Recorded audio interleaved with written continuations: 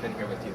We're live at Life Time Triathlon, and we're 2 days before the race, and I'm here with Greg Bennett. Greg Bennett last year dominated the series. Pretty much there was no race where he did not finish first, and obviously he had what I believe is the biggest prize year that any triathlete has ever had. And we got to see him at Hy-Vee just 2 weeks ago. And he ran with Bevan Doherty, came into the kind of finishing stadium area together, and Bevan kind of outsprinted him a little bit. Again. But, how do you feel coming back, defending, and knowing that now Beijing, the cards, because of Australia only getting 2 spots, how do you feel about the series? You know what, after last year, winning all 5, honestly, I don't imagine that I'll ever have that year again. And to be honest, last year, there was always just one race at a time. Right. I never looked at 5 and said I had to win all 5. It was just always one race at a time. You know, I'm back in Minneapolis, it's my 7th time here. And look, if I could win it again, that'd be fantastic, of course. And I'm fit and healthy and I'm ready to go. But, when you look at this class of field that turn up to these races now, it's, I've got my work cut out.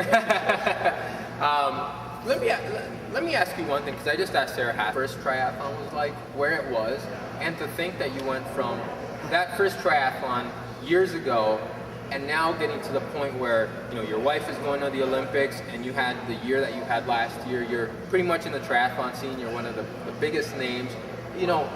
Take us back a little bit to what your first triathlon was like. Yeah, we're going all the way back to about 85, 86. All right.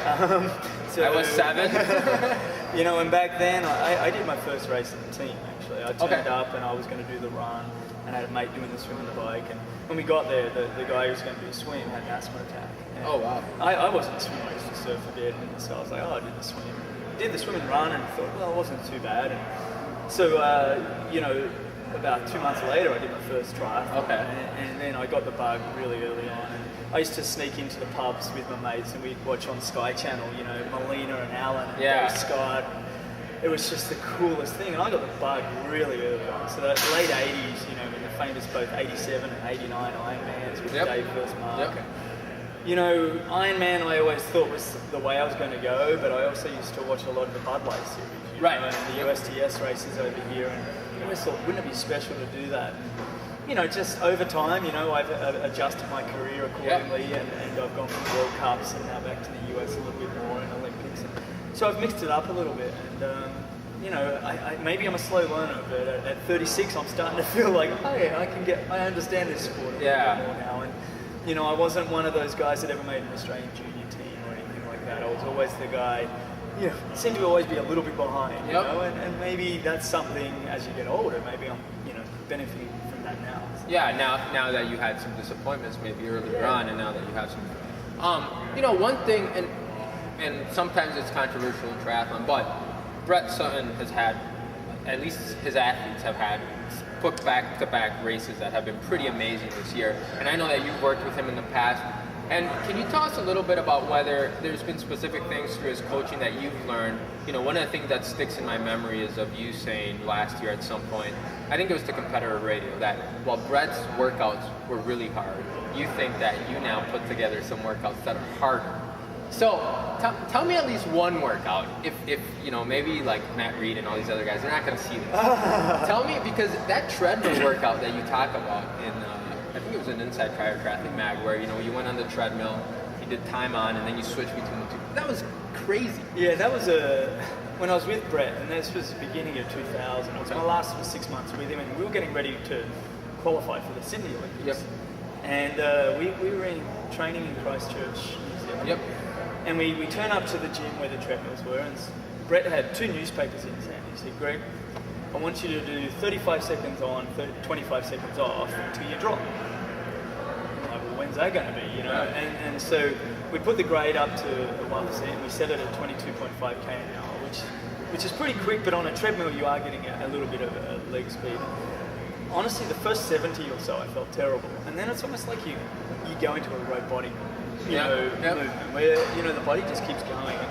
at about 150, so it was just about 33k worth. You know, Okay. Brett took me off and said, okay, that's enough. And honestly, I don't know what Brett thinks, but for me, that was probably my Olympic trials. I didn't make the Sydney Olympics. Yeah, yep. And I almost look back and go, you know, that day in March in Christchurch might have been my You gigs, peaked. you know. Yeah, it was a huge thing to run on a treadmill at that speed until you physically can't do anymore. Yeah.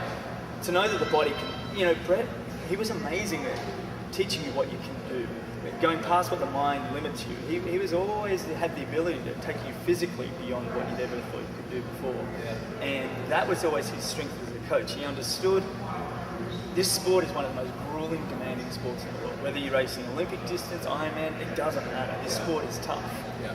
And he's not afraid to give you the workouts to make you tough enough to handle it. Right. And that's why so many athletes are drawn to him, because they want to be ready to race. Right. And they know with him they're going to be tested and tested and tested. Right. And I always felt with Brett, I was tested so much that it was quite often I'd hop on the start line and I was so tired from being tested that I actually didn't. And so, you know, I think he's a phenomenal trainer, and I think he's getting better at tweaking the tapering and the resting of athletes, and that's why he's even getting more results now. Yeah. So let's talk a little bit about you and Laura, because one of the things that to me interests me so much, especially when we were talking in Chicago and off camera, you ended up talking a lot about running and all the reading that you do and how you're really driven to be able to still run fast even as you're older. Yeah. So how do you, are you guys still on the 4-year plan for Laura ahead of the Olympics? Because that was seriously one of the things that stuck in my mind, that you had a 4-year plan for her, and obviously she's developed, she's gotten faster, she's gotten stronger in certain areas. So how do you tailor the next 4 weeks? We only have 4 weeks before August 18th and 19th.